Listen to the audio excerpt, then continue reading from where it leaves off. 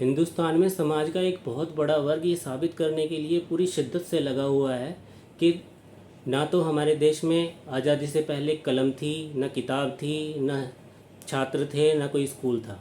किसी को कोई अकल नहीं थी, ना कोई पढ़ा था ना लिखा था। तो वो ये मानते हैं तो मानते रहें, लेकिन हम ये मानते हैं कि हमारे हिंदुस्तान में हमारे पूर्वजों के पास आज़ादी क्या, आज़ादी से भी पहले हज़ारों साल पहले हमारे पास कंक्रीट प्रमाण हैं, जो कि हमारे वेदों के रूप में, हमारे शास्त्रों के रूप में, हमारे ग्रंथों के रूप में, गीता और हमारी महाभारत के रूप में हैं। और अगर वो समाज का हिस्सा ये कहना चाहता है कि उनकी ये पहचान नहीं है, हमारे शास्त्र उनकी पहचान नहीं है, हमारे ग्रंथ उनकी पहचान नहीं है, वेद उनकी पहचान नहीं है, तो वो कहें। क्योंकि उनके व्यवहार से लगता है कि उनके पूर्वज किस तरह के होंगे, लेकिन हमारे पूर्वजों की अगर उनके नहीं है तो किसी के तो हैं, और वो हमारे हैं। हमारे पूर्वजों की है पहचान है वो सब। संस्कृति हमारे पूर्वजों की है। हज़ारों साल पहले आज़ादी क्या, आज़ादी से भी पहले हज़ारों साल के पहले हमारे पास कंक्रीट प्रमाण है, हमारे पास बने हुए मंदिर हैं जो चीख चीख के बोलते हैं कि हाँ वो 3000 साल और 4000 साल पुराने हैं। हमारे पास प्रमाण शस्त्रों के रूप में हैं, हमारे पास ग्रंथों के रूप में हैं, हमारे पास वेद हैं, हमारे पास महाभारत है, रामायण है। और भी पता, ये तो सिर्फ 10% है, क्योंकि आक्रांताओं ने इनको नष्ट करने के लिए अपनी पूरी शक्ति इसमें लगा दी थी। जब हमारे पास ये 10% बचे हैं। एक बार सोच के देखिए, अगर हमारे पास ये सारे शास्त्र 100% होते तो हमारे पास क्या होता। कितने चीज़ें हमारी नष्ट कर दी गई हैं। अगर वो सब होती और हम उन पे उसी तरह से चल रहे होते, उसी तरह से प्रैक्टिस में होते जैसे कि हमारे हज़ारों साल पहले थे, हमारे गुरुकुल उसी कंडीशन में चल रहे होते, तो हमारा देश या हमारी जो आज की जनरेशन है वो कहाँ होती। विश्वगुरु हम तो अब सपना देखते हैं, लेकिन हम पहले से होते।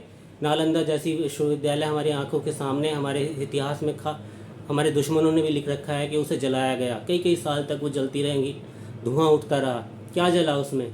हमारे हमारे हमारे पूर्वजों का, हमारे ऋषि मुनियों का जो श्रम था, जो उन्होंने मेहनत करके तप से इतनी सारी चीज़ें हमारे लिए किसी तरह जोड़ी थी, वो सब जलाई गई।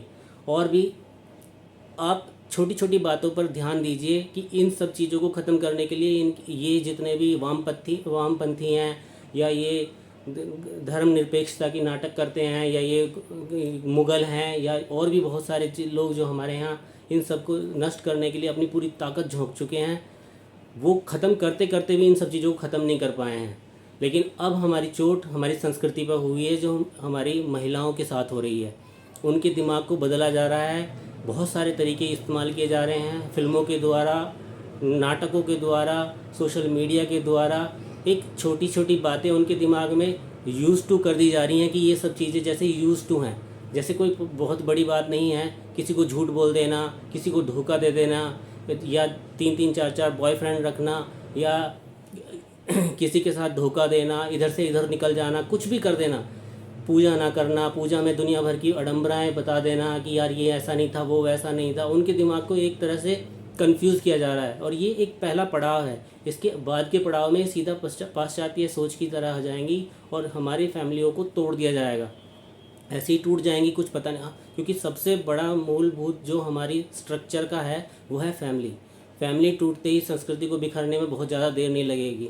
इस फैमिली को बनाने के लिए हमारे दुनिया भर के वेद पुराणों में साफ साफ लिखा हुआ है कौन सा रिश्ता क्या करता है, किस रिश्ते की क्या भूमिका है, किस रिश्ते का क्या है। वो सब चीज़ें धीरे धीरे इन सब चीज़ों के तहत ख़त्म होती जा रही हैं, यूज़ टू कर दी गई हैं वो चीज़ें।